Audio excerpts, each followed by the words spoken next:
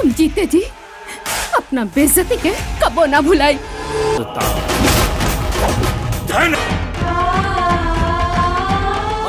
पिछला जन्म में बस एक काम तो हर बंदगी।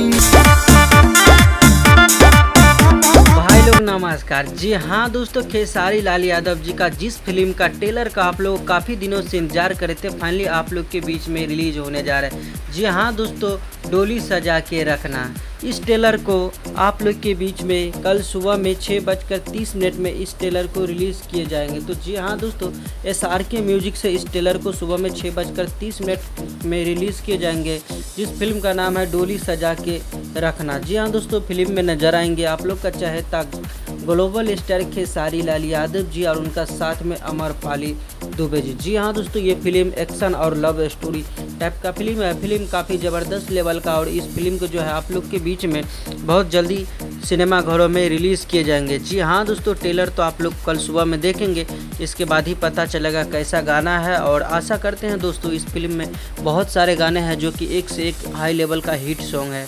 तो वीडियो कैसा लगा, इसी तरह का न्यूज़ पाने के लिए चैनल को सब्सक्राइब करिए, वीडियो को लाइक करिए, और कुछ कहना चाहते हैं जो ज़रूर कमेंट करके बताइएगा। मिलते हैं नए वीडियो के साथ, तब तक के लिए bye bye, take care, love you all. देखते रहिएगा भोजपुरी चिप यूट्यूब चैनल। धन्यवाद दोस्तों।